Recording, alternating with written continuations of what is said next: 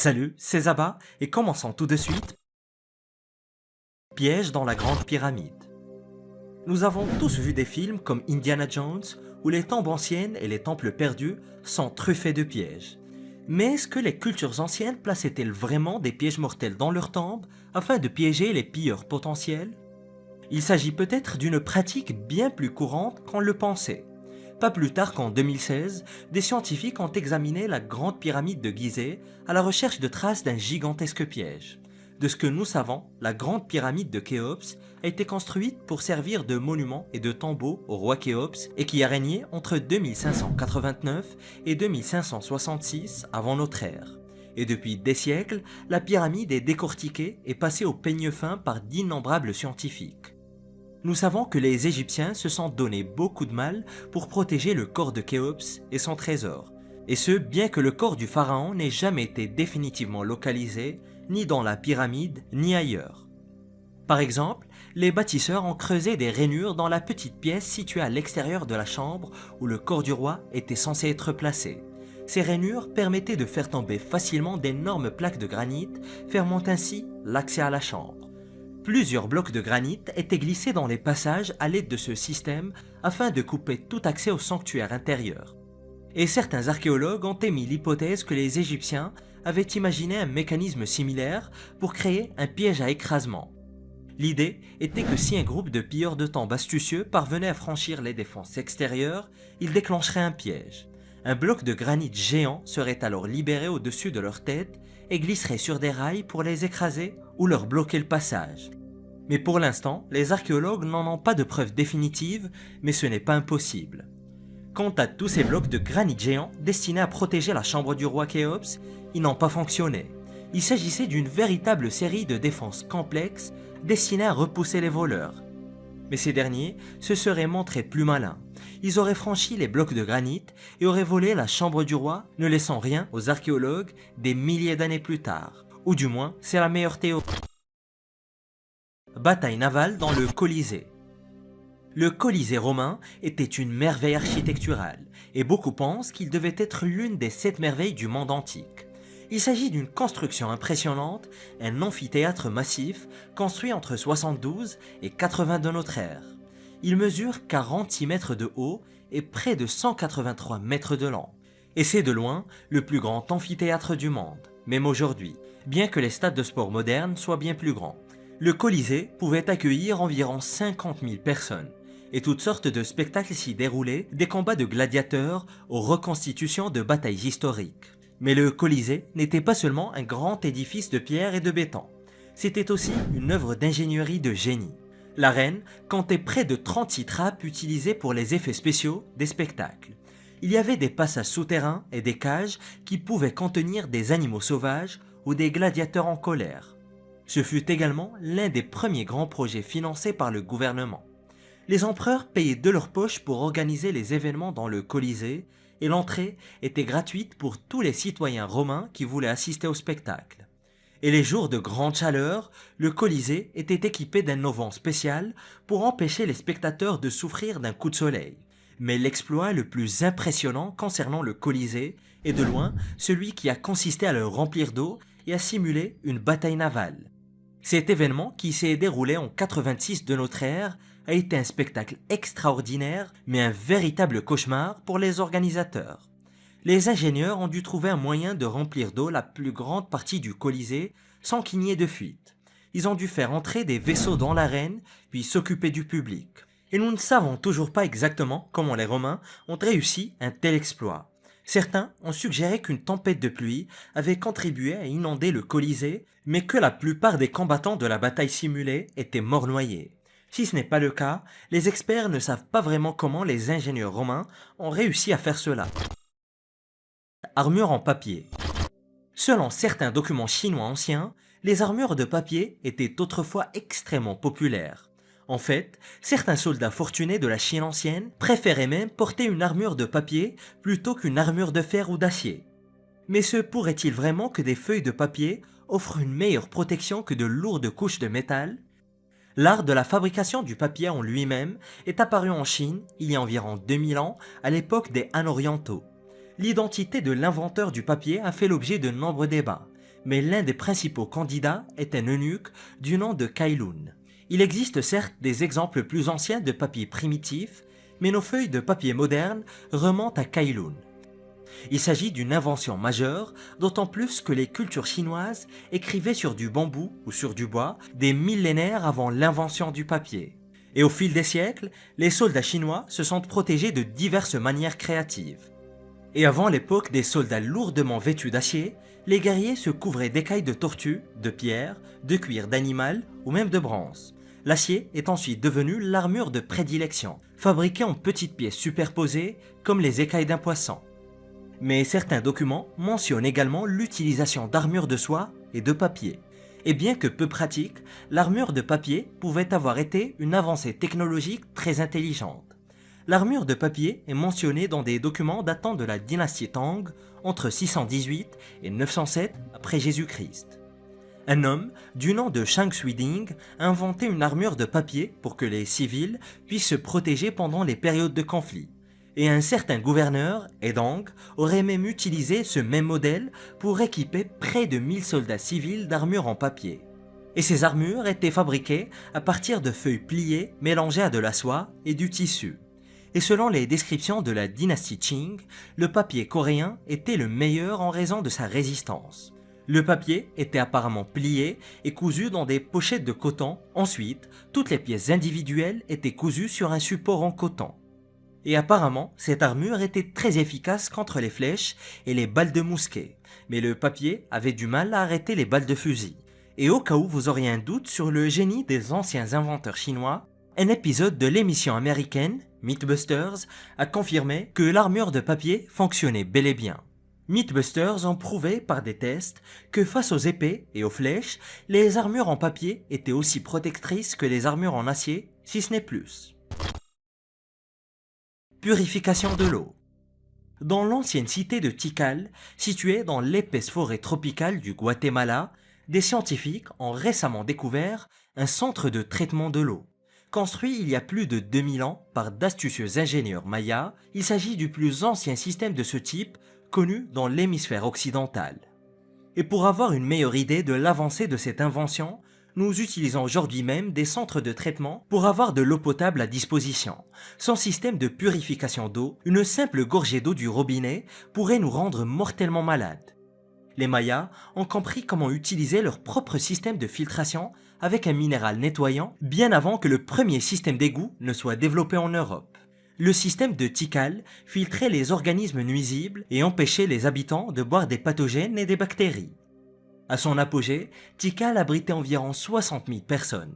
Il s'agissait d'une gigantesque métropole comptant plus de 3000 structures identifiées par les archéologues. Et si cette ville se trouve aujourd'hui dans une jungle sauvage, elle était autrefois à l'avant-garde de la civilisation maya. Les scientifiques se sont intéressés aux réservoirs d'eau de la ville et qui ont été utilisés entre 2200 et 1100 ans. Ils ont prélevé des carottes de sédiments au fond des réservoirs d'eau potable et ont eu la surprise de détecter de la zéolite lors de l'analyse des minéraux. La zéolite est un minéral connu pour ses propriétés nettoyantes. Il peut éliminer de l'eau des contaminants tels que les micro-organismes nuisibles et les métaux toxiques. D'ailleurs, cette substance est si efficace qu'elle est encore utilisée aujourd'hui dans les systèmes de purification modernes. Et les Mayas se procuraient probablement leurs zéolites dans des gisements minéraux situés à environ 30 km de la ville. Les scientifiques de l'université de Cincinnati affirment qu'ils ont ensuite ramené la zéolite à Tikal et traité le réservoir avec. Leur principale source d'eau potable était les précipitations. Les Mayas avaient besoin d'un moyen de conserver la fraîcheur de leur réservoir pendant de très longues périodes. Quasi toute l'eau de Tikal provenait des précipitations et une pluie particulièrement abondante pouvait fournir de l'eau potable pour l'année suivante. Mais l'eau d'un réservoir géant se gâte assez facilement et les Mayas se sont donc servis judicieusement de la zéolite pour la garder potable. Le tapis volant. La plupart des scientifiques, archéologues et historiens, et même toute personne dotée d'un tout petit peu de bon sens, s'accordent à dire que toutes les histoires sur des tapis volants sont des mythes. Cependant, aussi bizarre que cela puisse paraître, il existe quelques récits anciens qui laisseraient penser que les tapis volants étaient des éléments de technologie fonctionnelle dans notre passé ancien. La légende voudrait que dans les années 1300, l'explorateur français Henri Bach ait trouvé des restes de parchemins et quelques ruines à Alamout en Iran.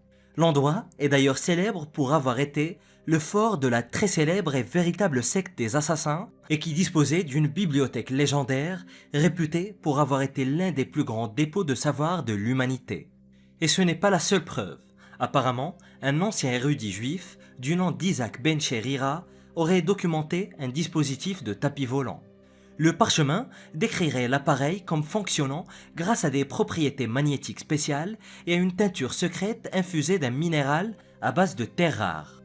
Le métal spécial et les capacités magnétiques avancées permettraient au tapis volant de rester propulsé au-dessus de la Terre et de suivre les lignes de lait magnétiques ou d'être poussé par le vent. Bien sûr, il n'existe aucune preuve de ces textes supposés aujourd'hui, seulement des légendes et des spéculations. Et ce même érudit, qui a écrit sur les tapis volants, affirmait qu'il y avait un stock de tapis volants à la bibliothèque d'Alexandrie, bien sûr. Ça aurait été il y a plus de 2000 ans et les tapis volants auraient été distribués aux visiteurs qui pouvaient s'en servir pour parcourir les longues allées de manuscrits en papyrus. C'est ça, oui. Et on dit que la bibliothèque comptait plus de 40 000 rouleaux de savoir sacré et que les visiteurs préféraient lire en flottant sur les tapis plutôt qu'assis sur d'ennuyeuses chaises. Et on les comprend bien. Mais là encore, il est évident qu'aucun autre texte sur la bibliothèque d'Alexandrie n'a jamais fait mention d'une telle technologie. Et il ne reste plus rien de la bibliothèque d'Alexandrie aujourd'hui, et les textes originaux ont disparu depuis très longtemps. Il n'y a pas non plus de preuve de l'existence de tapis volants, bien sûr. Mais c'est très certainement de là que les mythes modernes sont nés, mais pourquoi au juste inventer une telle histoire ? Et y avait-il vraiment mention d'une telle technologie dans d'anciens textes? On ne le saura sans doute jamais. Plancher chauffant. Une ancienne villa romaine, située en Allemagne, possédait son propre système de chauffage moderne.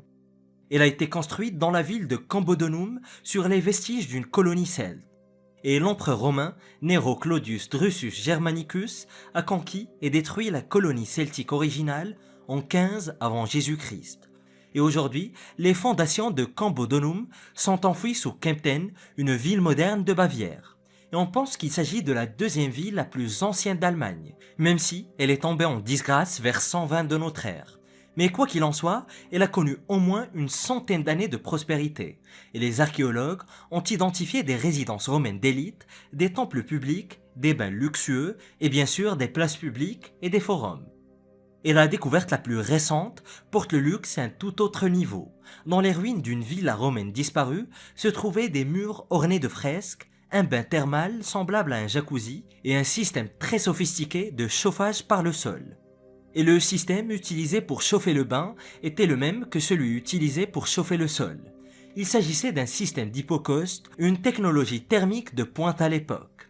L'air chaud circulait dans des tuyaux situés sous le plancher. Il y avait également des cavités intégrées dans les murs qui pompaient l'air chaud dans une cavité située sous le sol. Et tout cet air chaud créait une bulle surchauffée sous le sol, ce qui le rendait même très chaud pour quiconque y marchait pieds nus.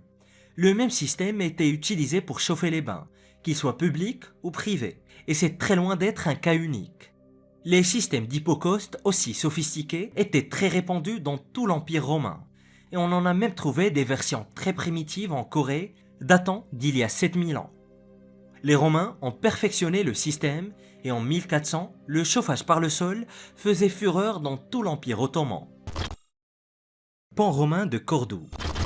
Le pont romain de Cordoue a été construit au 1er siècle avant notre ère. C'est un ouvrage architectural extraordinaire qui enjambe le fleuve Guadalquivir. Une véritable œuvre de génie technologique située juste à l'extérieur de l'une des plus belles villes d'Espagne. D'ailleurs, le pont est si beau et iconique qu'il a été présenté dans la 5e saison de Game of Thrones comme le lampon de Volantis. Et en 1140, près de 1100 ans après la construction du pont, le géographe arabe Muhammad al-Idrissi l'a décrit comme surpassant tous les autres ponts par sa beauté et sa simplicité. Il n'a pas seulement été conçu pour traverser la rivière, il a été conçu comme un objet de beauté, créé pour à la fois être efficace et esthétique. Le pont romain de Cordoue comporte 16 arches soutenues par des contreforts magnifiquement conçus pour une longueur totale de 247 mètres. À l'extrémité sud se trouve la tour de Calahorra datant du XIIe siècle, conçue spécialement pour protéger le pont. Et à l'autre extrémité se trouve la porte du pont, un autre avant-poste défensif construit 300 ans après la tour. Mais le pont actuel n'est très probablement pas l'original. Selon les archéologues, il a probablement été construit en bois au 1er siècle avant notre ère, puis remplacé par des pierres pour durer plus longtemps. Et au XVIIe siècle, une sculpture de Saint Raphaël a été ajoutée par le célèbre artiste de la Renaissance, Bernabé Gómez del Río. Aujourd'hui, on préfère visiter le pont à la tombée de la nuit, lorsque les rayons du soleil se reflètent sur les pierres rouges dorées et que les arches s'illuminent comme autant de portes dorées vers le ciel. Industrie de l'acier. Il y a 2900 ans, des êtres humains semi-primitifs vivant dans la péninsule ibérique ont sculpté des piliers de pierre à l'aide d'instruments en acier très perfectionnés. C'est ce que révèle une récente déclaration de l'archéologue de l'université de Fribourg, Ralph Araque González. Ralph et ses collègues affirment que les outils en acier ont été utilisés pour produire d'anciennes sculptures en pierre qu'il aurait été impossible de réaliser avec un autre matériau. Tout cela est apparu parce que les chercheurs étudiaient une série de sculptures dans cette partie de l'Espagne. D'anciennes stèles ont été façonnées et gravées à l'aide d'instruments inconnus. Et comme cela se passait à l'âge du bronze, on pourrait penser que les constructeurs utilisaient des outils en bronze. Mais lorsque l'équipe a analysé les marques, ils ont constaté qu'il était tout bonnement impossible d'utiliser autre chose qu'un burin de fer. Et cette découverte est tout simplement d'une importance capitale, car elle remet en question tout ce que nous savons sur le développement de l'acier. On s'accorde aujourd'hui à dire que le fer a été produit pour la première fois en Anatolie il y a 4000 ans, et que l'âge du fer a commencé il y a 3000 ans, mais il s'est développé très lentement. Les minerais de fer ont fait l'objet de quelques expérimentations et les gens ont compris comment fabriquer de l'acier basique. Et en 400 avant notre ère, les connaissances sont parvenues jusqu'en Chine. Le fer était produit dans de minuscules fours sous forme de gros morceaux, puis forgé en barre brute avec des morceaux de scorie et de charbon de bois. Mais ce qui est passionnant dans la découverte faite en Espagne, c'est que l'acier ordinaire n'a pas pu être utilisé pour réaliser les monuments et les gravures. Après de très nombreux tests et de très nombreux essais, les scientifiques ont constaté que seuls des burins en acier trempé étaient capables de façonner cette pierre particulière. Or, les scientifiques affirment que personne ne fabrique encore d'acier de qualité convenable. Ce type d'acier n'est apparu qu'il y a environ 2000 ans avec l'avènement de l'Empire romain. À l'heure actuelle, personne ne sait comment les anciens Ibères ont pu fabriquer de l'acier trempé avant tout le monde. L'aqueduc de Ségovie. L'aqueduc de Ségovie était un élément extrêmement avancé de la technologie antique lorsqu'il a été construit. Et il a été construit au milieu du 1er siècle de notre ère pour acheminer l'eau du fleuve Rio Frio jusqu'à la ville de Ségovie. Il s'agissait d'une pièce d'ingénierie si utile et si fiable qu'elle continue encore aujourd'hui à alimenter la ville en eau. De nos jours, il est difficile de trouver une route qui dure plus d'une saison. Pourtant, cet aqueduc romain a survécu et fonctionne toujours 2000 ans plus tard. Bien sûr, il y a eu quelques travaux de reconstruction. Des travaux ont été effectués au XVe et au XVIe siècle, puis des efforts de conservation ont été déployés dans les années 90. Néanmoins, l'aqueduc a été inscrit sur la liste du patrimoine mondial en 1985 et domine toujours le paysage de Ségovie en Espagne. Et c'est d'ailleurs l'un des ouvrages d'art romain les mieux conservés de la planète entière. D'une hauteur de 28 mètres à son point le plus haut, il s'étend sur plus de 14 km sur les collines ondulantes et enjambe les vallées profondes avec ses hauts piliers et la forme de ses arches, ce qui lui donne un air de conte de fées. La structure a été construite sous le règne de l'empereur romain Trajan entre 98 et 117 de notre ère. Et il aura fallu près de 24 000 blocs de granit, mais sans un seul joint de mortier. Les concepteurs de génie ont créé 165 arcs en n'utilisant que des blocs de granit sans même de mortier pour les maintenir ensemble. Et par miracle, pas une seule section de l'aqueduc de 728 mètres de long n'est rompue. Ces arcs sont aussi parfaits aujourd'hui qu'à l'époque de leur construction. Menthe médicinale. Des chercheurs de l'Université d'État du Michigan ont récemment achevé une analyse complexe des génomes de la plante de la menthe. Ils ont examiné plusieurs espèces différentes pour retracer l'évolution des plantes de menthe à un niveau chimique profond. Et les scientifiques espèrent désormais que leurs travaux contribueront à développer de futurs médicaments, des pesticides naturels et des antimicrobiens. Nous savons tous ce qu'est la menthe, et tout le monde a déjà bu un verre de thé à la menthe. C'est une herbe dont la famille comprend la sauge, le basilic, la lavande et même l'herbe à chat. La menthe poivrée et l'origan sont également des menthes, mais il en existe des dizaines d'autres que je n'ai pas citées.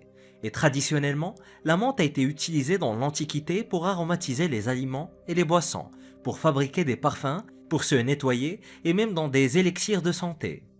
Et bien que les recherches modernes se soient appuyées sur des technologies de pointe, les gens connaissent la menthe depuis des milliers d'années. Les anciens Égyptiens, par exemple, n'avaient pas besoin de microscopes sophistiqués pour savoir que la menthe aide à lutter contre les ballonnements et les flatulences. Dans l'un des plus anciens textes médicaux, le Papyrus Ebers, cette plante est citée comme remède contre les pets excessifs. Ne me remerciez pas pour le tuyau. Il y a 2000 ans, les médecins grecs utilisaient la menthe comme contraceptif oral, et les médecins chinois utilisaient la menthe dans leur médecine traditionnelle à l'époque, et c'est encore le cas aujourd'hui. La menthe est actuellement utilisée dans le traitement de glaucome et a récemment servi dans un remède contre la tuberculose. Mais comment les anciens savaient-ils tout cela? Et comment les guérisseurs chinois ont-ils observé la fleur violette de la scutellaire chinoise et ont compris qu'elle avait des propriétés curatives? Nous ne pouvons qu'imaginer qu'il s'agissait d'un processus très lent et très difficile d'essais et d'erreurs et de nombreuses expérimentations de la part des premiers alchimistes et guérisseurs. Björn Hamburger, l'un des scientifiques ayant participé à la nouvelle étude sur la menthe, explique que les applications de la plante sont très nombreuses. Et ils étudient actuellement la calicapre d'Amérique pour fabriquer un répulsif à moustiques 100% naturel. C'est GPS Viking. Les Vikings du Moyen-Âge savaient toujours où ils allaient, et ce, grâce à un GPS très original. Il s'agissait plutôt d'une boussole très sophistiquée, mais c'était tout de même le premier système de positionnement jamais utilisé par les humains. Les Vikings étaient peut-être des guerriers sans pitié, mais ils étaient aussi parmi les meilleurs navigateurs de leur temps. Ils étaient capables de traverser l'Atlantique Nord en ligne droite presque parfaite, de la Scandinavie jusqu'au Canada. Ils y sont parvenus grâce à une technologie innovante que le monde n'avait jamais vue auparavant. Les Vikings, censés être barbares, ont inventé une boussole miraculeuse qui fonctionnait même lorsque le soleil était descendu sous l'horizon. Et cet outil très étonnant a été découvert au Groenland par des archéologues en 1948.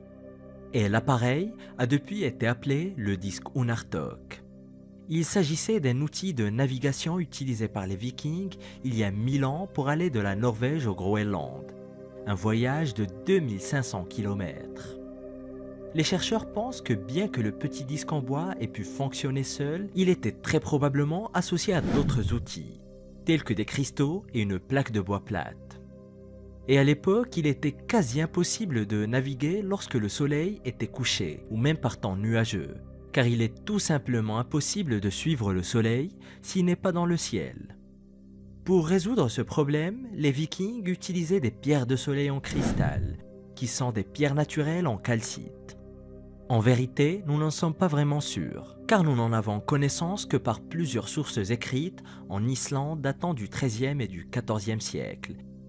Mais il s'agissait très probablement de sphatte d'Islande, anciennement appelé cristal d'Islande ou calcite optique, qui est remarquable pour sa biréfringence. Cela signifie que l'indice de réfraction du cristal est différent pour une lumière de polarisation différente. Et selon Mike Harrison, coordinateur de l'Alderney Maritime Trust, cela leur permettait de s'orienter à quelques degrés près par rapport au soleil, même après que celui-ci soit passé sous l'horizon. Les Vikings utilisaient ces cristaux ainsi que leur boussole en bois pour suivre la course du soleil, ce qui leur permettait d'effectuer de très longs voyages en mer avec une extrême précision. Le calice romain. Il y a 1600 ans, un Romain particulièrement ingénieux a conçu et fabriqué un calice capable de changer de couleur grâce à de la nanotechnologie. Il s'agit de la coupe de Lycurgue, qui ressemble à n'importe quelle autre coupe ordinaire de la fin de l'Empire romain. Il représente le roi Lycurgue de Thrace dans une scène épique, d'où son nom. Mais ce qui rend le calice si remarquable est que selon la direction dans laquelle la lumière le touche, il prend une couleur totalement différente. Lorsque la coupe est éclairée de face, elle est d'un vert vif, mais lorsque la lumière la frappe de dos, elle devient rouge sang. Et les archéologues du British Museum ont reçu le fameux calice en verre dans les années 50, bien que l'on ne sache pas exactement d'où il provient. Mais ce n'est que 40 années plus tard que des chercheurs anglais ont examiné des fragments du calice au microscope. Ils ont alors découvert que l'artisan romain qui avait fabriqué le calice avait utilisé des nanotechnologies. Il a placé des particules d'or et d'argent à l'intérieur du verre, chaque particule n'ayant qu'un diamètre d'environ 50 nanomètres, ce qui est nettement plus petit qu'un grain de sel de table. Il s'agissait d'un travail très méticuleux qui ne pouvait pas être un accident. Et l'artisan romain a perfectionné l'utilisation des nanoparticules pour modifier l'aspect du calice en fonction de la direction de la lumière. Et selon l'archéologue Ian Freestone de l'University College London, la coupe change de couleur à cause des électrons du métal. Les électrons vibrent à une certaine fréquence qui change la couleur en fonction de la direction dont vous regardez le calice. Il s'agit d'une science extrêmement avancée qui va bien au-delà de ce que nous pouvons imaginer que les Romains étaient capables de faire.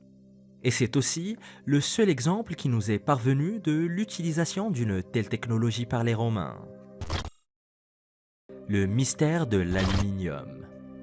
Un objet mystérieux a été découvert sur les rives boueuses de la rivière Mureș en Roumanie. Il était enterré à une profondeur d'environ 10 mètres et a été découvert en 1973.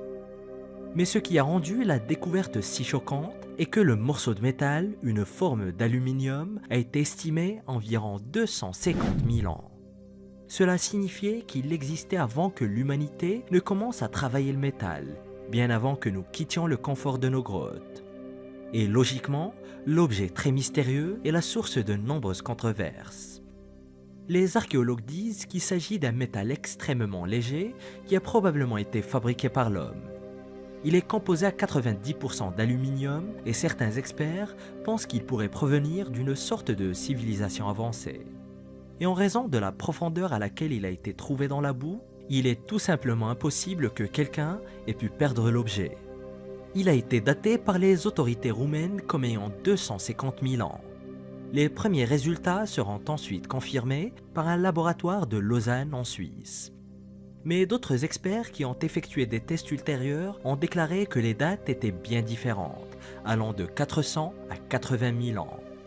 Mais même à 400 ans, l'objet serait toujours antérieur de 200 ans à la première production d'aluminium par les humains.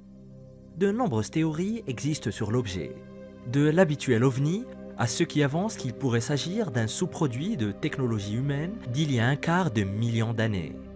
Mais il existe aussi des théories bien plus réalistes, comme celle de l'historien roumain Mihai Wittenberg qui affirme que l'objet est en fait une pièce métallique d'un avion allemand de la Seconde Guerre mondiale, malgré les tests qui prouvent le contraire.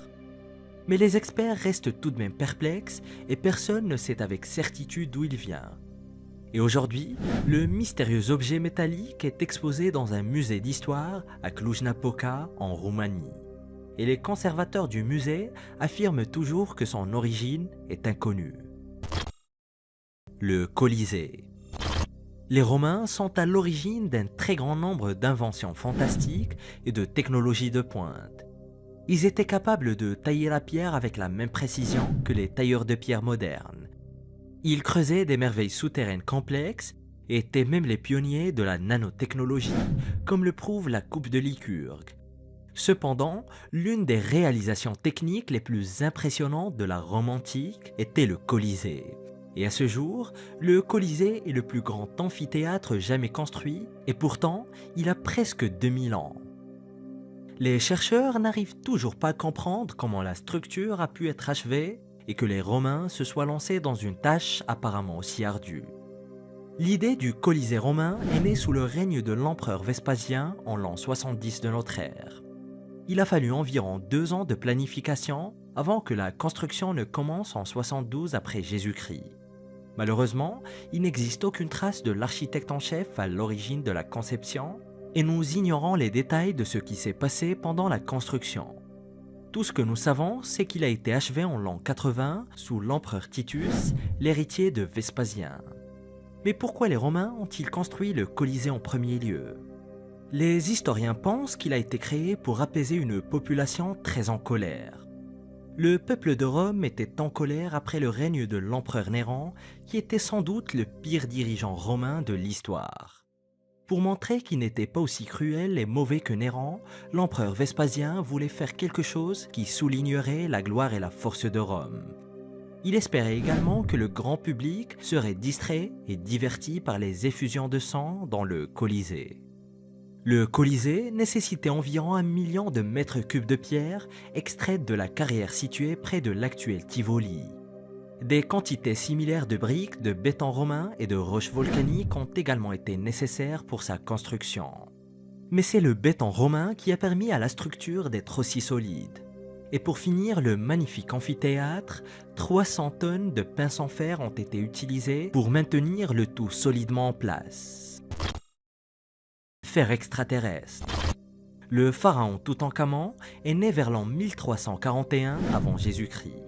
Il était le fils du pharaon Akhénaton, qui était l'un des pharaons les plus détestés de l'histoire égyptienne. Il a été écarté du pouvoir après 17 ans de règne et Toutankhamon, âgé de 9 ans seulement, a pris sa place sur le trône. Mais malheureusement, le jeune garçon est décédé d'une gangrène à peine 10 ans plus tard. Son corps a été enterré dans la vallée des rois comme tous les pharaons qui l'ont précédé. Sa tombe a été scellée et perdue, mais elle a été redécouverte en 1922 par Howard Carter, un archéologue britannique. La tombe était remplie de toutes sortes de trésors étonnants et était une véritable mine d'or contenant des objets extraordinaires. Mais l'une des trouvailles les plus inattendues était un poignard avec une lame en fer ainsi qu'une poignée décorative en or. Le poignard était une découverte inattendue car c'était le seul objet en fer de la tombe. À l'époque de Toutankhamon, le fer était considéré comme extrêmement rare et avait plus de valeur que l'or, car les Égyptiens n'y avaient tout simplement pas accès. Les archéologues n'ont trouvé que quelques objets en fer de cette époque, et la plupart d'entre eux provenaient de l'espace. On pense que la dague que portait le roi Toutankhamon a été façonnée à partir d'une météorite. Et les archéologues connaissent même le nom exact de la météorite d'où provient le fer. Il s'agit de la météorite de Kargar, découverte à environ 240 km à l'ouest d'Alexandrie. Nous le savons grâce à la composition en fer, nickel et cobalt du poignard du roi, qui correspond très exactement à celle de la météorite de Kargar. Et même sans la capacité d'extraire le fer brut, les Égyptiens savaient comment transformer une météorite en poignard. La machine antigravité de Tesla. Nikola Tesla était un génie tellement hors du commun que certains pensent que ses inventions les plus extraordinaires ont été cachées pour une quelconque raison. Il est né en Croatie de parents serbes en 1856 et tout au long de sa carrière, son génie créatif lui a permis de faire des inventions qui sont toujours aujourd'hui essentielles pour nos vies. Et en 1928, Tesla a déposé un brevet pour une machine volante qui ressemblait à un hybride entre un hélicoptère et un avion. Il s'agit d'un projet de véhicule aérien qui reposait sur une technologie entre guillemets anti-gravité pour se propulser aux 4 coins du monde. Et avant de mourir, le célèbre inventeur a révélé les plans du système de propulsion de son aéronef étonnant. Il l'appelait Space Drive et affirmait qu'il s'agissait d'un système de propulsion à champ anti-électromagnétique. Mais malheureusement, la création de Tesla n'a jamais vu le jour et nous n'avons jamais vu de machine antigravité qui fonctionne vraiment. Mais Tesla est censé l'avoir inventé il y a près d'un siècle. Et puis, pour une raison qui nous échappe, sa technologie a été perdue. Mais il est très intéressant de noter que selon William Ehrlein, dans son livre Occult Ether Physics, note que lors d'une conférence que Tesla avait préparée pour le Migrant Welfare Institute, le 12 mai 1938, il a parlé de la théorie dynamique de la gravité. Line a poursuivi ses recherches et a analysé les affirmations ainsi que les écrits de Tesla, découvrant des déclarations et des textes concurrents concernant les découvertes. Mais les sources et les textes étaient très limités, car les papiers de Tesla sont stockés dans les coffres du gouvernement américain pour des raisons de sécurité nationale.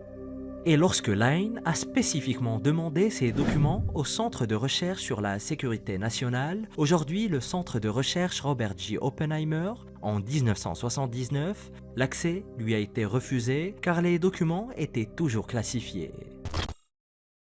Les émetteurs de Gizeh. La plus grande réalisation technologique de l'Antiquité pourrait bien avoir été la grande pyramide de Gizeh. Certains pensent que les pyramides égyptiennes ont été conçues à l'origine pour être de gigantesques transmetteurs d'énergie. C'est l'une des théories les plus répandues, mais aussi l'une des plus critiquées. Et pour mieux la comprendre, voici ce que disent ses partisans. Les théories affirment que la grande pyramide était une grande machine et non une immense sépulture de pierre.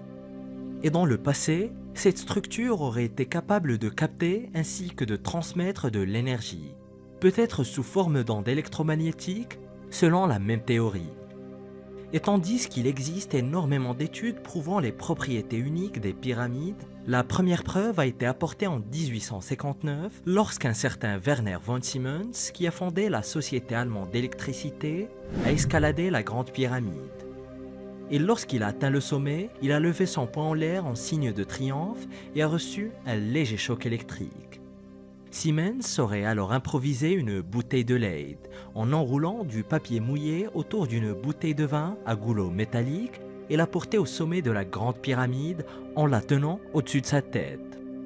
La bouteille s'est chargée électriquement et a produit des étincelles lorsqu'elle a été touchée. Et d'autres études prouveront plus tard qu'il existe des canaux sous le plateau de Gizeh dans lesquels l'eau s'écoule en grande quantité.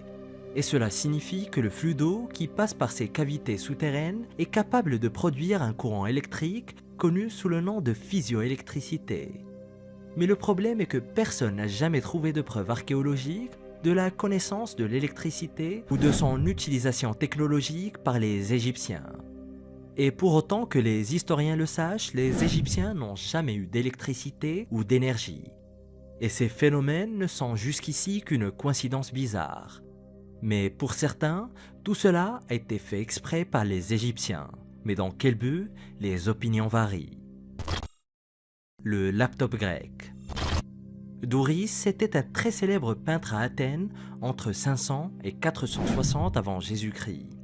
À cette époque, les gens ne peignaient pas sur de grandes toiles, mais laissaient leur œuvre sur des poteries ainsi que des amphores robustes. Et tout au long de sa très longue carrière d'artiste, Douris a réalisé environ 300 vases et amphores, et les archéologues savent qu'il était très populaire parmi les Grecs, car il signait souvent son nom sur des vases qu'il n'avait même pas peints, une sorte d'autographe antique. Mais cela suggère que ses œuvres ont été reproduites de la même façon que l'on trouve aujourd'hui des imitations d'œuvres d'artistes célèbres. Il est probable que les gens aient recréé ces poteries afin de les vendre pour un profit énorme. Mais il y a quelque chose d'encore plus étrange. L'un des vases peints par Douris semble montrer ce que certains ont interprété comme étant un homme travaillant sur un ordinateur portable. Et pour ceux qui croient qu'il s'agit d'un ordinateur portable, cela semble être la preuve d'une technologie très avancée utilisée par les Grecs anciens. Le vase représente un homme assis sur une chaise et il est penché sur ce qui ressemble à un ordinateur portable.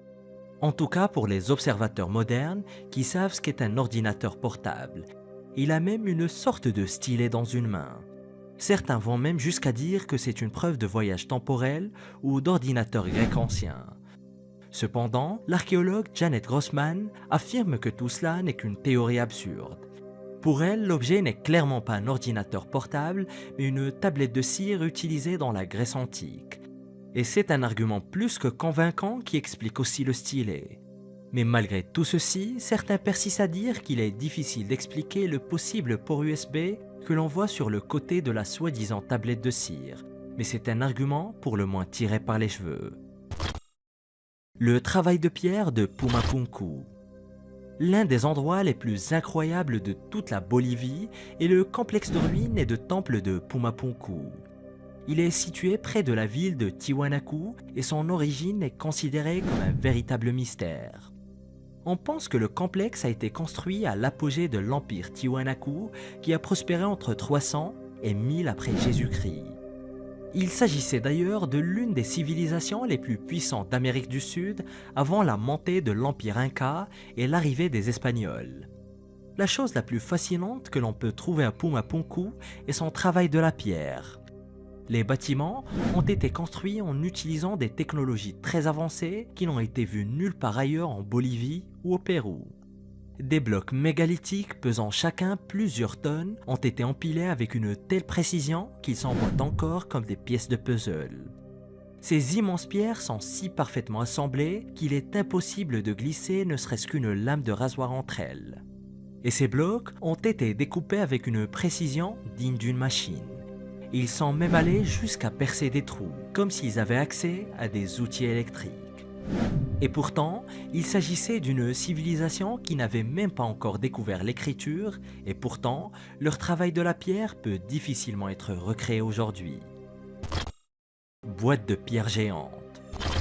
L'une des créations les plus impressionnantes des Égyptiens n'est peut-être pas ce que vous pensez. Les Égyptiens ont construit des boîtes en pierre géantes en Égypte il y a environ 3300 ans au Sérapéum de Saqqara, un grand cimetière près de Memphis. Et les archéologues y ont trouvé quelque chose d'incroyable sous terre. Des boîtes géantes en pierre ont été découvertes ici et les historiens disent qu'elles étaient utilisées pour enterrer des taureaux sacrés. Et chaque boîte pèse environ une centaine de tonnes et a été fabriquée en granit pur. Et ce qui rend ces coffres en pierre si choquants, c'est qu'ils ont été réalisés avec une précision digne du 21e siècle. Brienne Forrester, une experte de l'Égypte antique, affirme que la tombe dans laquelle les coffres géants en pierre ont été trouvés a également été construite avec une précision incroyable. Les angles de la tombe sont presque exactement à 90 degrés, et l'intérieur est à quelques 10 millièmes de centimètre d'être parfaitement plat. Quelqu'un a construit une tombe étonnamment avancée et l'a remplie de coffres géants pour enterrer des taureaux sacrés égyptiens. L'extrême précision de ces cercueils est vraiment étonnante. Leur taille, le matériau extrêmement dur dont elles sont faites et la finition parfaite de chacune d'entre elles les rendent invraisemblables. Elles sont si bien réalisées que lorsqu'elles sont fermées, elles sont parfaitement étanches. Et nous savons déjà que les Égyptiens avaient une connaissance très avancée de la géométrie. Ils étaient capables d'estimer pi et ils savaient calculer le volume d'une pyramide tronquée. Et en se basant sur tout cela, on peut facilement imaginer qu'ils étaient capables de créer des surfaces parfaitement lisses et de sculpter des blocs massifs de granit.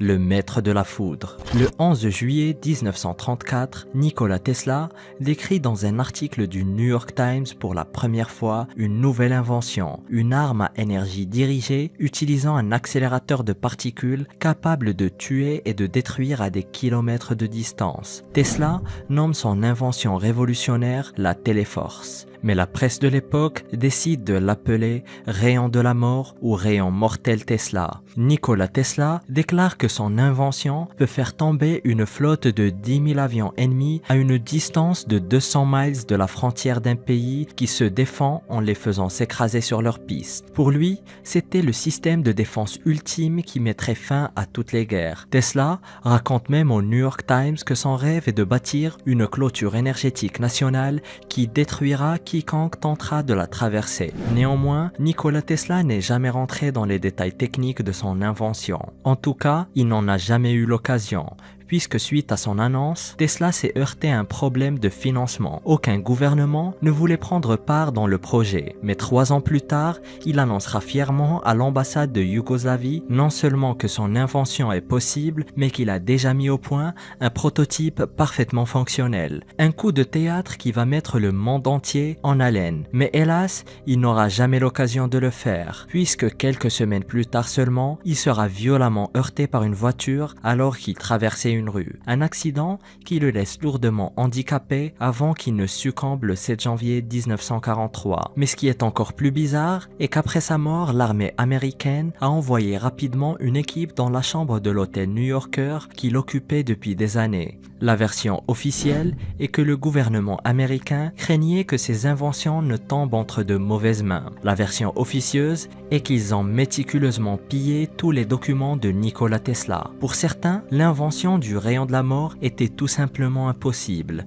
mais pour d'autres, l'invention n'est que la suite logique d'autres technologies inventées ou explorées par Nikola Tesla. Plus précisément, ses expériences sur la transmission sans fil d'énergie entre 1891 et 1904, réussissant même à allumer 2 ampoules à plus de 2 km de distance à l'aide d'une gigantesque bobine générant des charges électriques à très haute tension connues aujourd'hui sous le nom de bobine Tesla. Un véritable tour de force, mais il faudrait aussi noter que son expérience a entraîné un incendie dans un générateur électrique voisin, plongeant toute la ville de Colorado Springs dans l'obscurité. Le rêve de Tesla était de transmettre de l'information et de l'énergie électrique de façon complètement sans fil, et ce, à travers le monde entier. Et son rêve a failli devenir réalité avec la construction de ce qui est aujourd'hui connu comme la tour de Tesla ou la tour Wardenclyffe. Mais suite à l'abandon du projet par les investisseurs, la tour ne sera jamais fonctionnelle. Mais rayon de la mort ou pas, Nikola Tesla y est pour beaucoup dans notre confort quotidien. Des technologies dont il est à l'origine sont partout, d'équipements médicaux de pointe aux voitures électriques en passant par nos réfrigérateurs.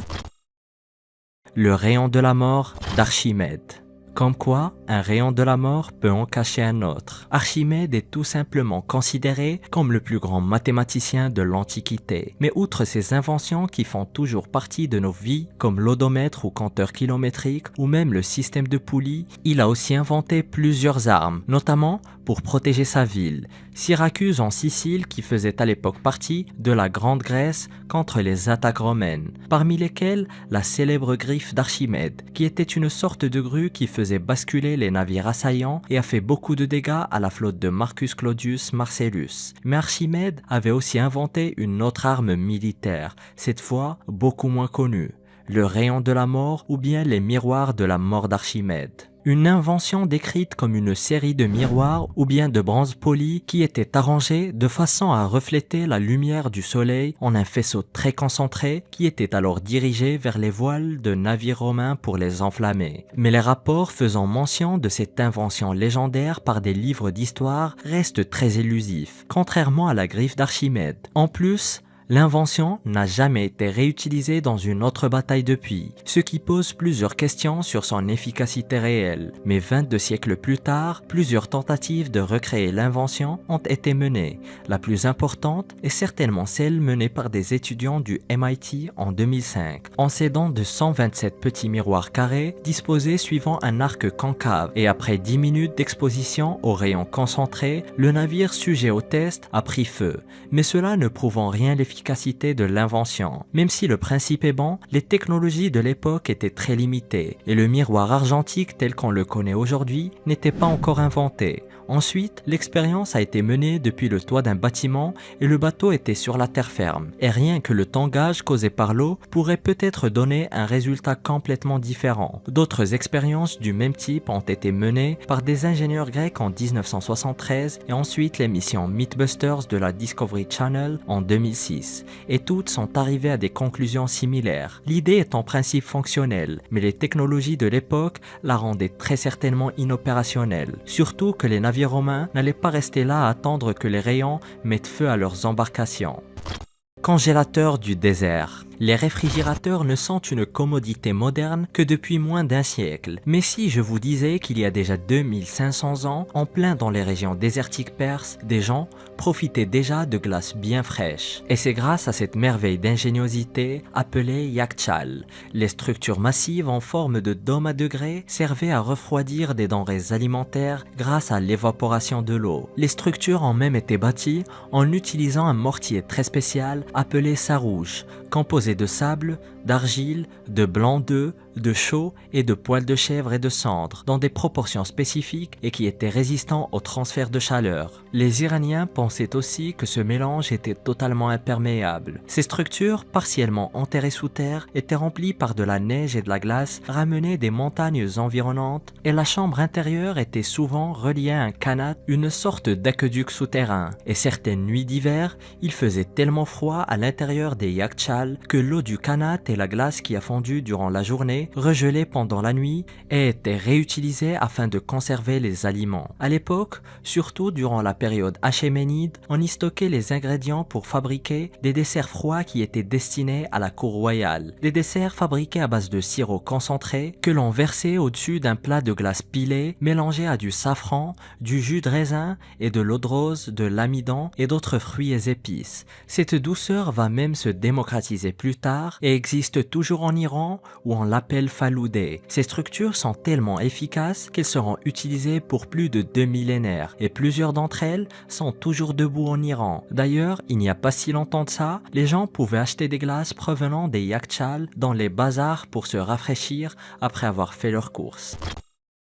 Pilier d'Ashoka. Quelque part dans la banlieue de Delhi en Inde, un pilier d'apparence très ordinaire donne des casse-têtes aux scientifiques depuis des décennies. Appelé le pilier de fer de Delhi ou pilier de fer de Mehrauli, il est âgé de plus de 1600 ans et a été fabriqué en fer avec une pureté de 90%. L'objet est même considéré comme un nupart, qui vient de l'anglais out of place artifact, qui veut dire objet manufacturé incongru ou bien qui ne devrait pas être là ou encore qui est hors contexte. Et pour cause, l'objet ne présente aucun signe de corrosion comme le ferait tout morceau de fer. Surtout quand il est exposé aux éléments pendant plus de 1600 ans. Apparemment, cette propriété exceptionnelle n'est pas vraiment une technologie perdue, mais plus le résultat inattendu d'une maîtrise hors du commun dont faisaient preuve les forgerons indiens de l'époque. L'absence de corrosion résulte de plusieurs facteurs, parmi lesquels l'absence de chaux dans les fournaises des forgerons, la météo qui alterne des périodes très humides et des périodes très secs, en plus de la présence de sous-produits de la fusion de fer au sein du pilier. Tous ces facteurs ont pu mener à la formation d'une couche très fine,